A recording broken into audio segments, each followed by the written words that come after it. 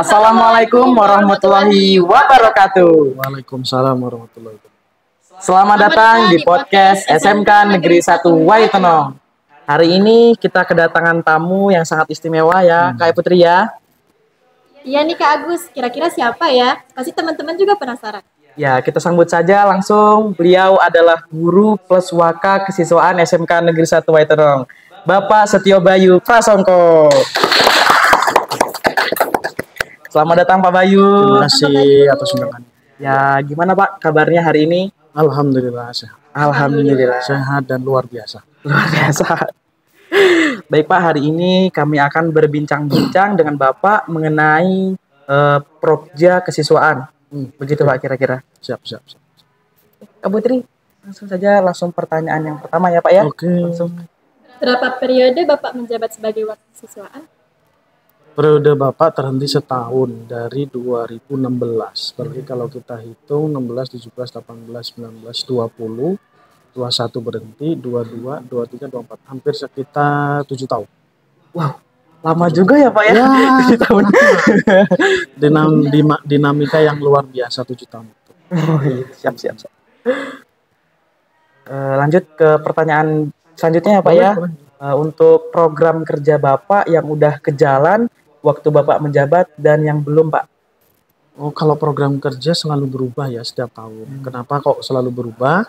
Dikarenakan kan perkembangan zaman untuk anak itu selalu berubah. Tuntutannya juga berbeda. Dulu kami belum pernah ada namanya Madabintal yang fungsinya untuk melatih fisik dan mental anak. Nah, dikarenakan sekarang merambah terutama untuk eksplorasi anak, lalu saya menambahkan di program Madabintal. Tapi tidak langsung sebagai kewajiban. Karena Madabintal di program kesiswaan itu bentuknya sementara, tidak permanen. Kalau dibilang mana yang sudah banyak yang sudah kita jalani. Karena program kesiswaan itu terutama ke bidang siswa yang berkembang. Jadi tidak bisa ada ukurannya, karena ukurannya setelah mereka lulus. Cukup bangga ya di progres ini kan nanti akan di-share. Saya cukup bangga terutama di siswa SMK. Kalau saya bilang baik semua tidak. Tapi untuk skala perbandingan antara yang baik dengan yang tidak, SMK masih unggul.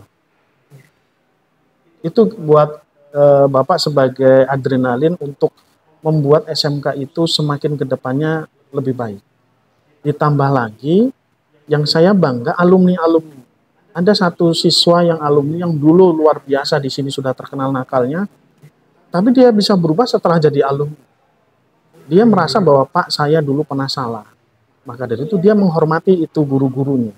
Yang dulu di sini belum pernah dia salim cium tangan, kan kita sudah biasa ya kalau ketemu guru cium tangan ya. Nah, di sana itu setelah dia sudah keluar, itu malah rajin. Dan dia yang nemuin, bukan kami yang nemuin. Padahal kami sudah, aduh anak ini udah nggak mungkin kenal dengan kami. Ternyata luar biasa informasi. Jadi ada pesan moral yang saya mau sampaikan. Setiap guru atau setiap insan yang mengajar di sini dengan hati itu efeknya 10 tahun yang akan datang. Betul. Jadi kalau misalnya mereka guru-guru itu niat tulus, nggak akan kelihatan sehari 2 hari. Nanti setelah mereka lulus baru akan kelihatan. Nah, disitulah saya percaya bahwa SMK ini nggak semuanya nggak bagus. Lebih banyak yang bagus. Itu. Kalau dari kebanggaan Bapak untuk program yang Bapak senengnya, itu seluruh eskul bisa terlibat. Jadi dibandingkan dengan sekolah setara di SMK Waitono, kita punya 13 eskul. Dan semua 13 eskul itu jalan. Kalau bicara Pak ini sudah dapat medali dan sebagainya, itu turutannya banyak. Kita pernah di skala internasional belum, tapi kalau udah skala nasional sudah pernah. Kita juga pernah mempertahankan juara 1 di tingkat provinsi. Nah, untuk beberapa cabang lomba yang dari ikatan di eskul, ada yang sampai juara nasional ada. Nah, dari itulah yang bisa kami banggakan. Selain dengan akademik ya. Betul. Cuman kalau untuk ekstrakurikuler, yang program dari Bapak yang kecapai itu. Baik Pak Bayu, sebelum kita lanjut berbincang-bincang, kita rehat dulu sejenak. Kita lanjut setelah pesan-pesan berikut ini. Keren. Iya, bagus. Ada kamera. Iya, ada kamera. Kalian bingung mau fotokopi di mana? Fotokopi di Cemara Digital aja. Di sini bisa fotokopi ya, print, cetak foto, ATK dan sebagainya. Yuk mampir.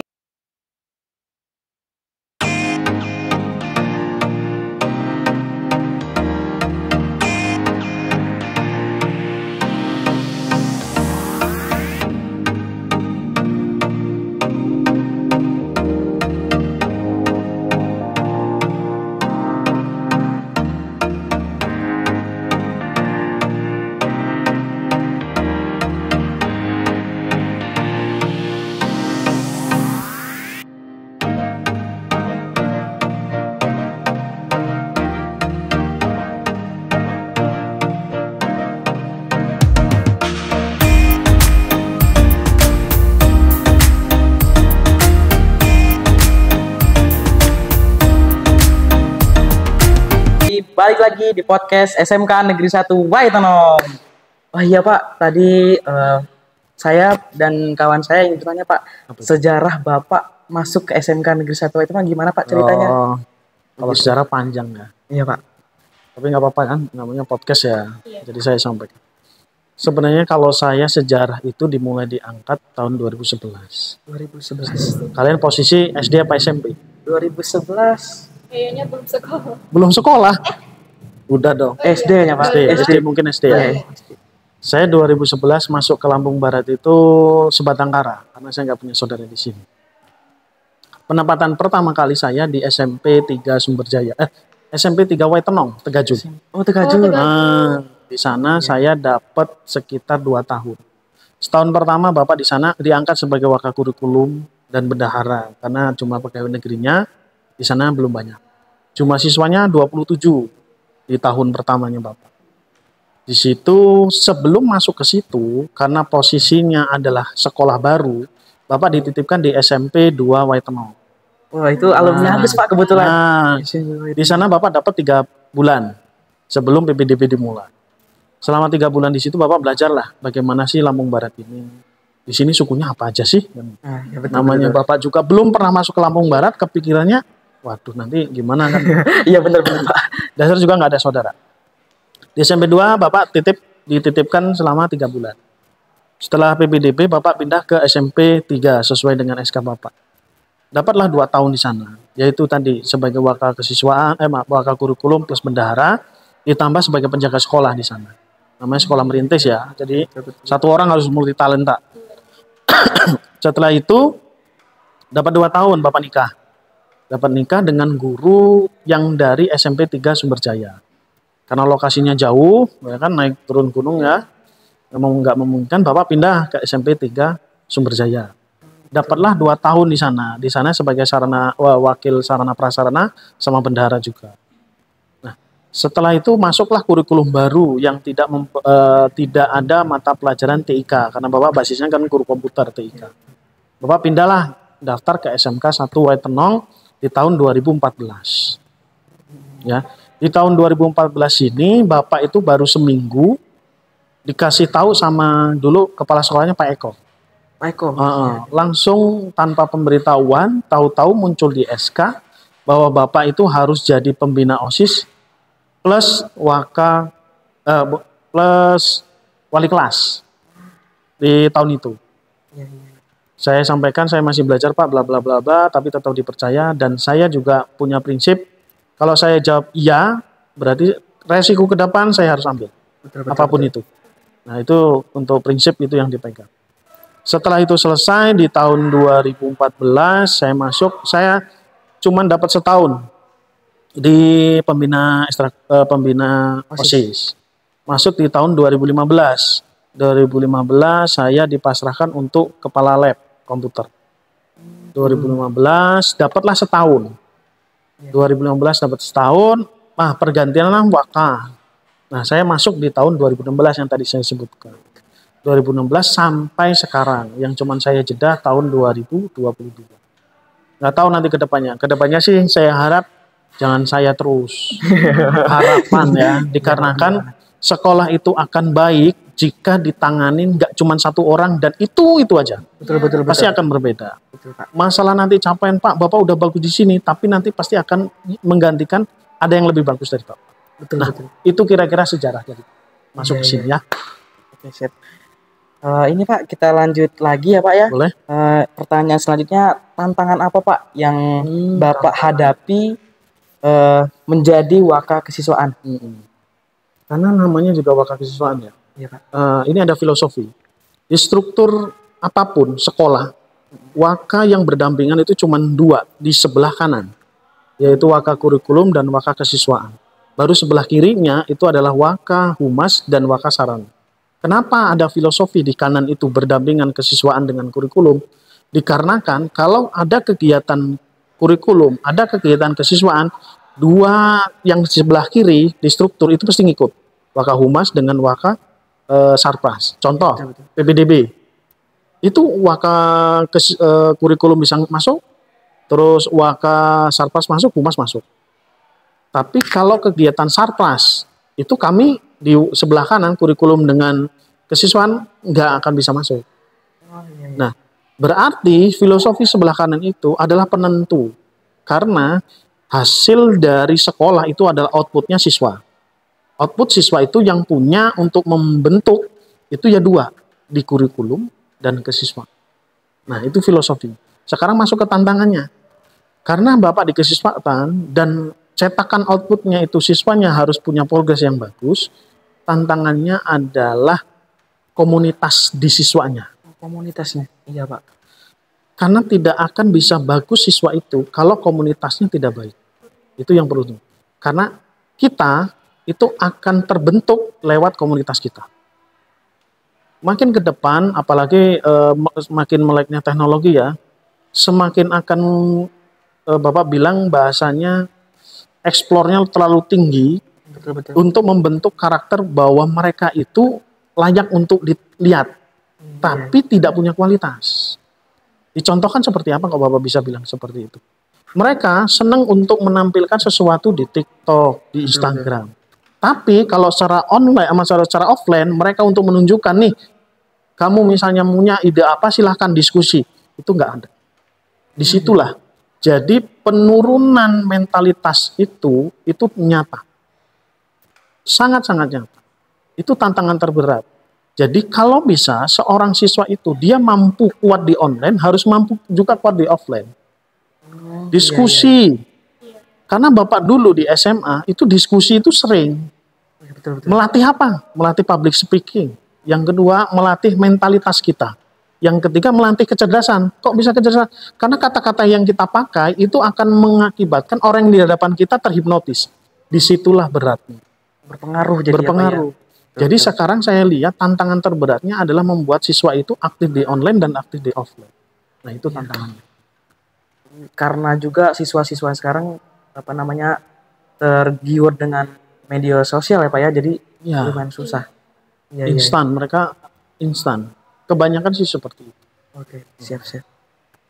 Kita lanjut ya Pak ya. Siap. Kalau untuk Bapak nih Pak, secara pribadi menangani siswa yang terjadi bermasalah gitu Pak, apakah ada tips juga itu? Cara menanggapi Bapak gimana Pak? Sebagai wakil kesiswaan begitu Pak? Sebenarnya untuk urusan kesiswaan itu panjang ya dan banyak. Dari siswa itu masuk, siswa tidak masuk, siswa nakal, siswa tidak nakal itu semua diurusin di kesiswaan. Kalau tim khusus kami ada. Pokja dari kesiswaan itu ada dua. Yang pertama adalah Pokja dari BK, bimbingan konseling.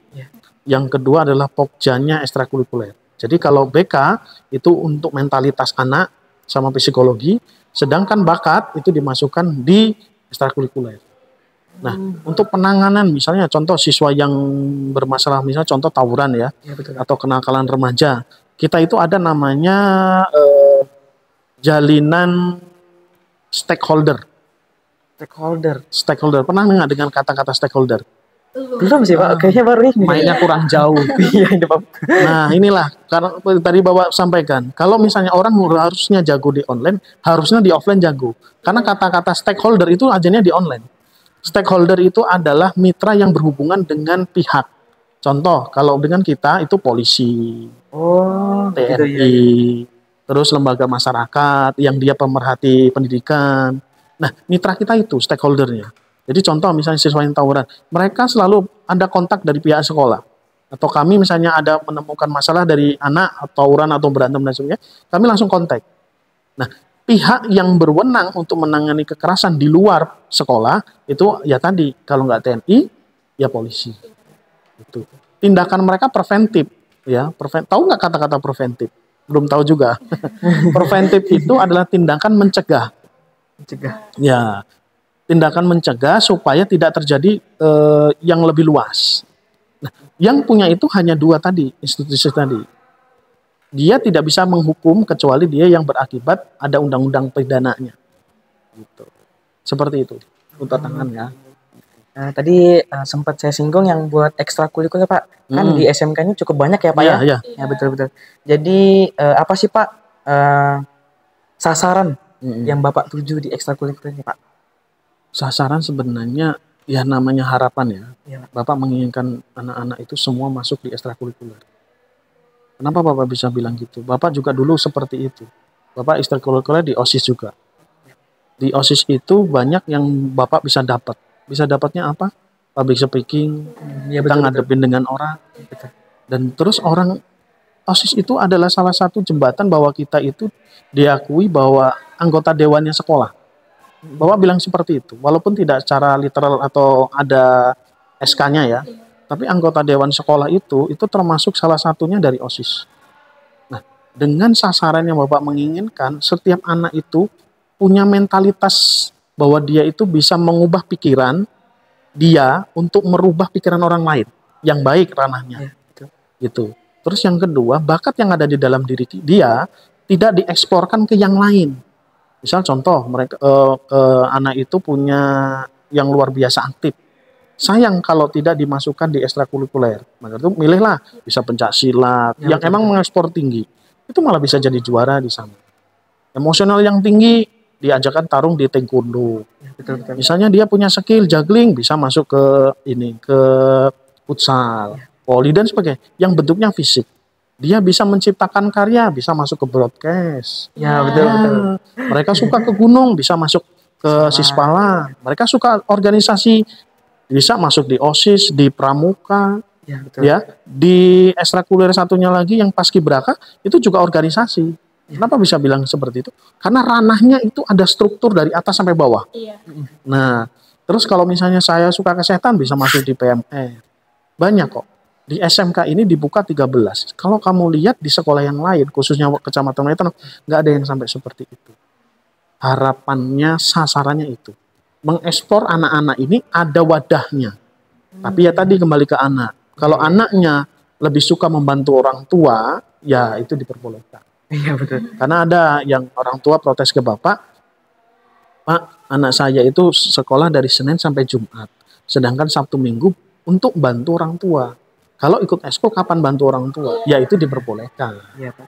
Tapi kalau misalnya dalam Sabtu dan Minggu ada satu hari yang dia bisa sela waktu, izinin orang tua, silakan masuk ekskul. Sayang kalau tidak masuk. Nah itu sasaran Bapak. Harapan Bapak untuk guru dan para siswa dan siswi SMK Negeri 1 Wetan, Ya. Pak. Sebenarnya kalau Bapak pesan dan Harapan Bapak. saya pesan dulu aja. Ya. Selama Bapak sudah hampir 7 tahun, itu sudah bergenerasi ya. Ya. Kakak kelas kalian sudah bergenerasi.